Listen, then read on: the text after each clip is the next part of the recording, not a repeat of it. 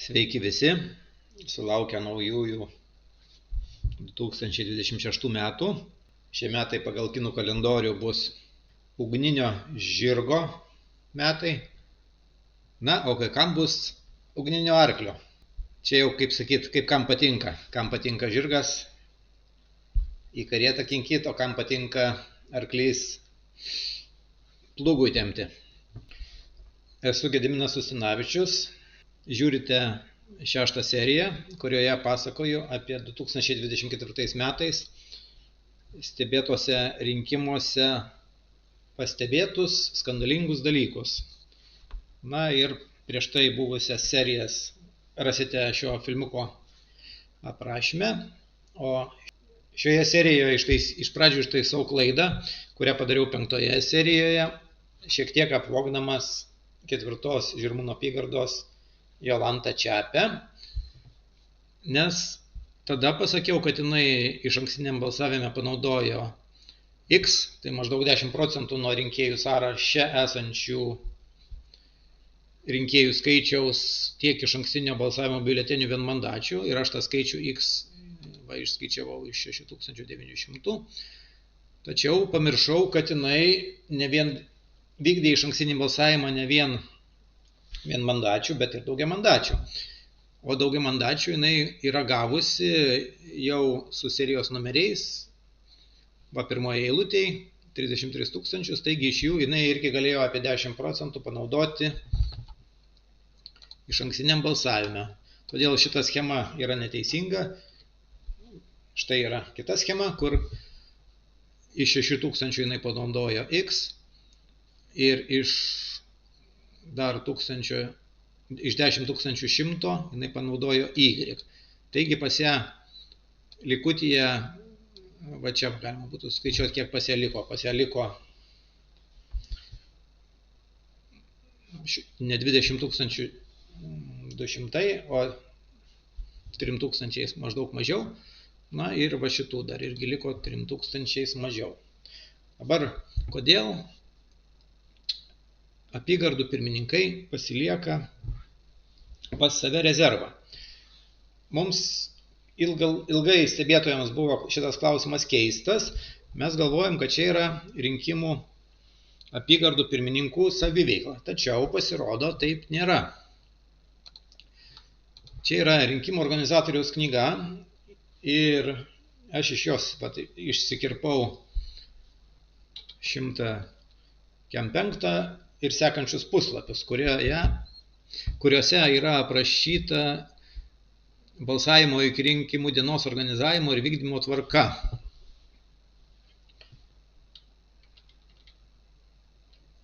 Šimtas 46 puslapyje yra toksai 6 punktas. Ir jame parašyta, kad rinkimų biuletenių, išorinių ir vidinių balsavimo vokų ir specialiųjų ženklų išoriniams vokams užklijuoti apskaita prilyginama griežtos atskaitomybės blankų apskaitai. Puikus parašymas. Čia VRK pripažįsta ir visus informuoja, tai yra griežtos atskaitomybės dokumentai. Toliau balsavimo dokumentų apskaitą tvarko savivaldybės ar apylinkės rinkimų referendumų komisijos pirmininkas.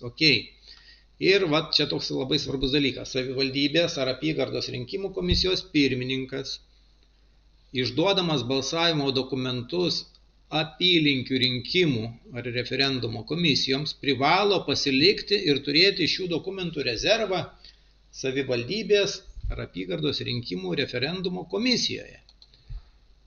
Kaip ankstesnėse serijose aš jau nagrinėjau, kaip vėliau apskaitomos šis rezervas, kaip jis yra naikinamas, kaip jis yra protokoluojamas, jokių aprašų nėra.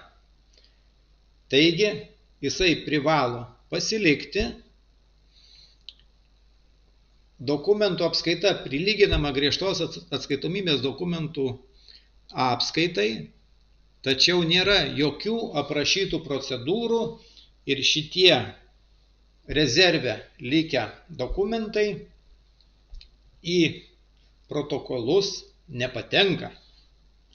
Taigi, išspausdintas kiekis ir panaudotas balsuojant ir pakliuvęs į balsadėžės kiekis niekados nesutaps ir į protokolus pakliuvęs kiekis niekados nesutaps, nes šitas rezervas yra pakibęs ore. Todėl iš šito rezervo tie biuleteniai, iš šito rezervo,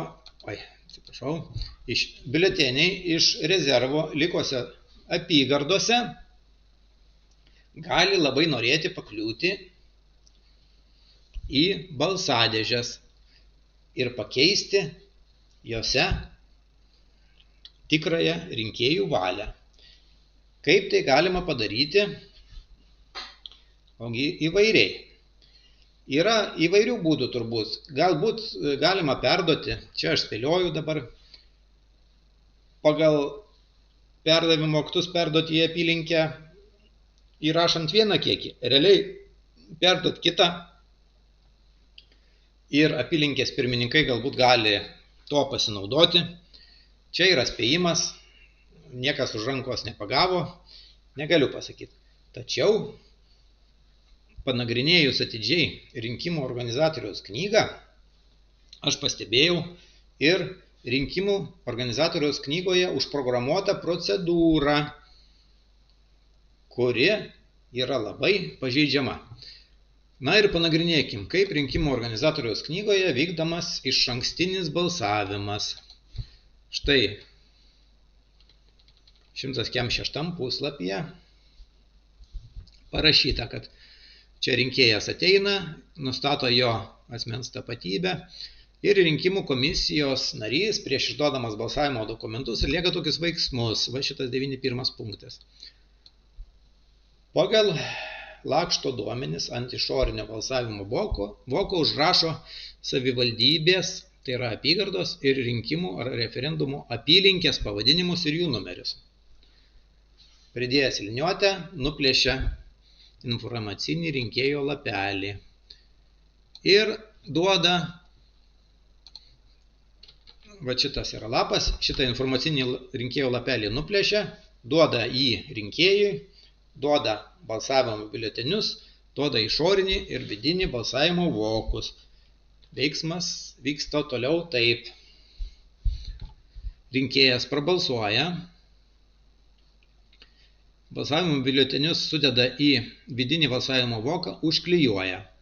Vidinį balsavimo voką ir gautą rinkėjo informacinį lapelį deda į išorinį voką, užklijuoja ir atiduoda komisijos nariui. Tada komisijos narys ant to voko užklijuoja lipduką, o kvituką, tai yra va šitą voko priėmimo kvitą, atiduoda rinkėjui. Dabar apie lipdukus pakalbam. Vat yra 3 lipdukai, kurių visi numeriai sutampa. Tai yra vienam balsavimo kartui skirtas komplektukas. Kaip jie yra užklijuojami? Tai didysis lipdukas užklijuojamas ant voko, vienas lipdukas yra užklijuojamas ant voko priėmimo kvito, kitas lipdukas yra užklijuojamas ant išankstinio balsavimo lakšto. Ir kas dabar toliau vyksta? Toliau pagal šitą rinkimų organizatoriaus knygą vyksta procesas taip, kad narys užklijuoja lipduką, atiduoda rinkėjui, rinkėjas išorinį voką su užklijuotu lipduku meta į balsadėžę.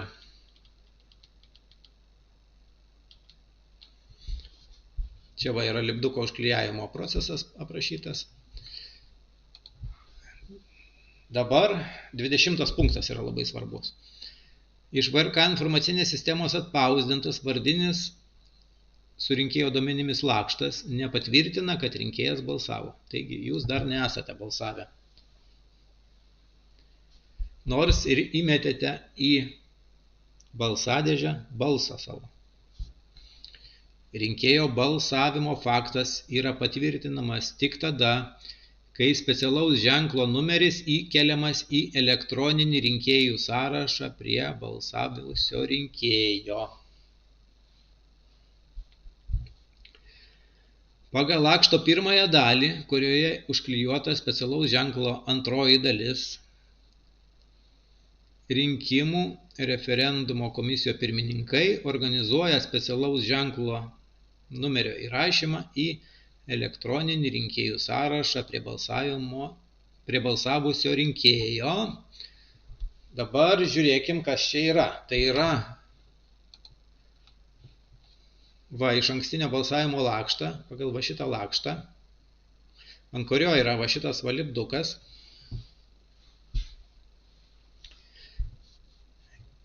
Į elektroninį sąrašą įrašo ne tas komisijos narys, kuris tą lipduką užklijavo, o komisijos pirmininkas.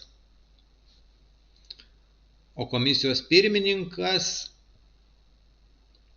tuos lapukus gauna iš komisijos nario. Va čia parašyta, kad jie atiduoda pirmininkui.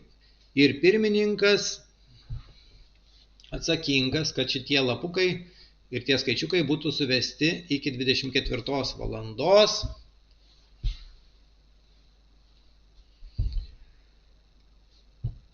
Į apskaitos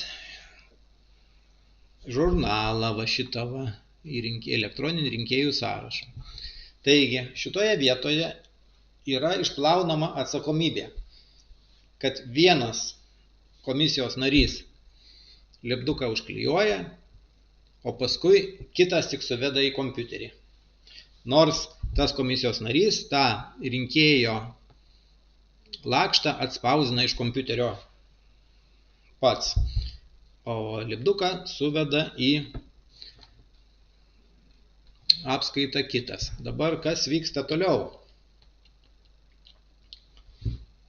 Tarkim, viską atliko visi sąžiningai, visi lipdukai suvesti, vokai visi suvesti ir viskas keliauja iš ankstinio balsavimo atiduodama pašto paslaugų tiekėjams. Pašto paslaugų tiekėjai balsavimo dieną iki 11 valandos atveža į apygardas, apygardos išrūšiuoja pagal apylinkes, nes yra užrašai ant vokų. Ir iki balsavimo pabaigos, iki 20 valandos, išrūšiavę pristato į apylinkės. Apylinkėse procesas vyksta taip. Lipdukas užklijuotas ant išorinio voko nėra tikrinamas. Tokios procedūros rinkimų organizatoriaus knygoje nėra, o daroma yra taip. Yra atplėšiamas išorinis vokas, iš jo yra ištraukiama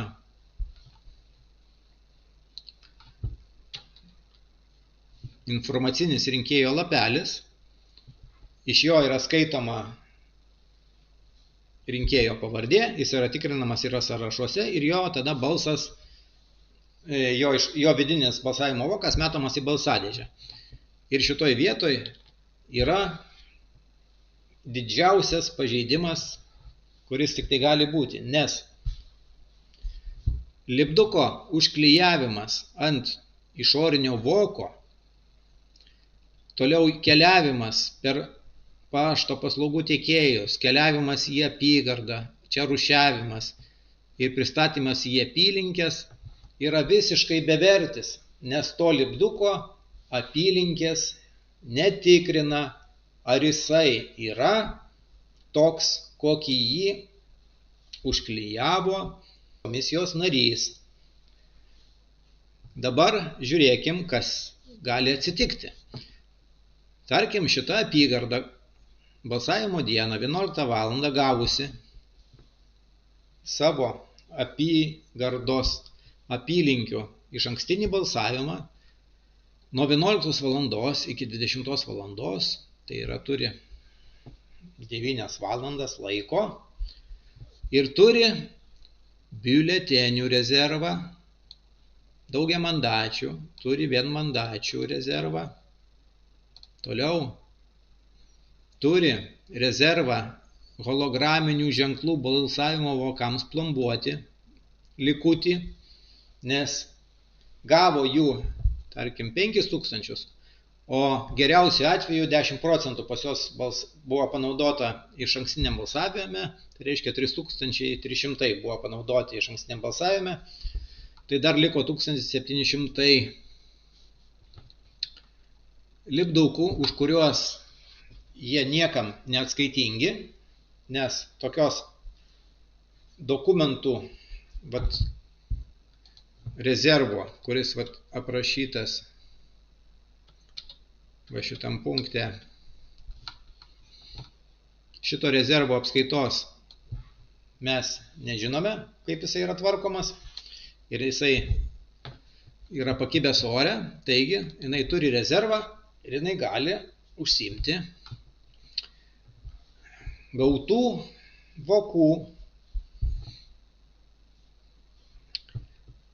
pamodifikavimu. Jinai gautus vokus gali atsidaryti, gali išimti informacinį rinkėjo lapelį, įdėti į naują išorinį voką, su nauju vidiniu voku, su naujais balsavimo biuleteniais ir užklijuoti naujų lipdukų, nes lipduko juk apylinkės netikrina. Tai va, tokia procedūrinė skylė yra palikta netgi rinkimų organizatoriaus knygoje. Na kągi, dabar reiktų apibendrinti. Dabar apibendrinsime taip. Na štai ir apibendrinimas. Jau naujam Seimui gruodžio 20 dieną aš, Gediminas Ustinavičius ir Lietuvos visuomenės tarybos stebėtojas, taip pat signataras Zigmas Vaišvila, surašėme kreipimąsi, siūlydami sudaryti laikinąją komisiją dėl Lietuvos Respublikos Vyriausios rinkimų komisijos veiklos tyrimo ir rinkimų kodekso pataisų. Paskaitysiu antrą dalį glausto apibūdinimo, kuriame būtent palietėme rinkimų organizavimo ir apskaitos klausimą. Taigi skaitau. Nors pagal rinkimų kodeksą Vyriausia rinkimų komisija yra atsakinga institucija už rinkimų dokumentų, kuriuos ji pati pripažįsta esant griežtos atskaitomybės dokumentais, išleidimą, pristatymą ir apskaitą, tačiau iš tikrųjų tokia apskaita nevykdoma. VRK informacinė sistema, sukurta pagal pačios VRK sudarytos techninės specifikacijos projektą, nepritaikyta griežtos atskaitomybės dokumentų apskaitai ir tokia apskaita VRK informacinės sistemos pagalba nevykdoma. Tai yra rinkimų dokumentų judėjimo, priėmimo perdavimo tarp apygardų VRK ir apylinkių komisijų operacijos VRK informacinėje sistemoje neregistruojamos. Nepanaudotų rinkimų biuletenių anuliavimo operacijos VRK ir apygardų komisijose neregistruojamos. Balsavimo iki rinkimų dienos metu naudojamų rinkimų dokumentų apyvartos operacijos neregistruojamos. Išankstinio balsavimo išorinių vokų, lipdukų patikra apylinkių komisijose nevykdoma, kas sukuria sąlygas išorinio voko kelyje iki apylinkės komisijos pakeisti vidinį voką kitu. Rinkimų dokumentai į apygardų komisijas perduodami tiesiai iš spaustuvės, aplenkiant Vyriausią rinkimų komisiją, neidentifikuojant, tai yra nenurodant serijinių numerių. Apie 30% rinkimų biuletenių kiekio. Rinkimų dokumentų perdavimo apskaita iš apygardų į apylinkės imituojama, surašant tik popierinius priėmimo perdavimo aktus, kurių dėl gausybės klaidų ir taisymų, net nepasirašymo, negalima pripažinti griežtos atskaitomybės dokumentų priėmimo perdavimo aktais. Balsavimo biuleteniai teikiami iš apygardų į rinkimų apylinkės nesilaikant rinkimų kodekse nurodytų terminų. Teikiami nepilna apimtimi, apygardose pasiliekant apie 20% kiekio. Balsavimo biuletenių tiekimas vykdomas net rinkimų dieną ir netgi jais dalinantis tarp apylinkių. Dėl anksčiau aprašyto neįmanoma nustatyti, ar rinkimų proceso apyvartoje dalyvavusių balsavimo biuletenių kiekis atitinka VRK išleistų, tai yra pagamintų biuletenių kiekį. Ir toliau apibendrinant taip sakome, tik išsamei ištyrus VRK susikurtą ir aktyviai pačios VRK bei teisėsaugos. Tai yra, kreipiamės ir į prokuratūrą, policiją, FNTT, STT ir netgi Lietuvos vyriausiąjį administracinį teismą, 13 bylų buvo. Taigi, aktyviai pačios VRK bei teisėsaugos ginamą rinkimų vykdymo procesą ir įrankius. Tai yra VRK informacinė sistema, įvairius aprašus, instrukcijas, knygas ir kitą metodinę medžiagą bei rinkimų kodekso trūkumus. Tik tai juos ištyrus galima nustatyti silpnas ir pažeidžiamas rinkimų proceso vietas, jas ištaisyti, užkardyti klastojimo galimybės ir užtikrinti skaidrų ir sąžiningą rinkimų procesą, kuo skubiau padaryti būtinus rinkimų kodekso pakeitimus. Stebėtojų nustatyti sisteminiai trūkumai ir rinkimų pažeidimai gali būti tik tai ledkalnio viršūnė, o tikroji patirtis yra gerokai prastesnė nei šiuo metu galima manyti. Na, jau praėjo jau beveik pusantrų metų nuo spalio 13-24 metais vykusių rinkimų. Jau praėjo daugiau negu metai nuo gruodžio 20 dienos.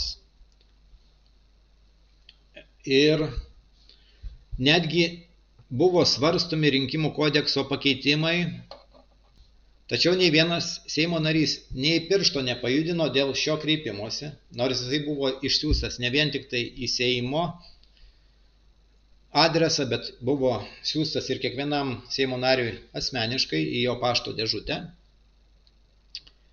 Todėl situacija yra, sakyčiau, liūdna.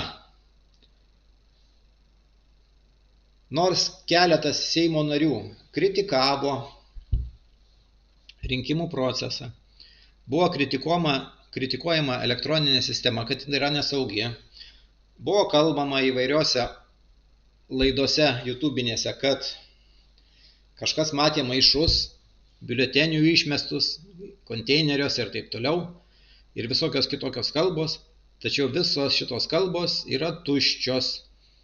Taigi prabuskite ir pradėkime tvarkytis, nes rinkimai vieni baigėsi, o kiti artėja. Visą šitą velniavą reikia iškuopti ir atstatyti pasitikėjimą skaidria rinkimų sistema. Taigi šiom šeštąją seriją baigiu. Laukite kitų serijų, prenumeruokite Stebėtojų gildijos kanalą. Na ir sėkmės šiuose 26 ugninio žirgo metuose. Iki.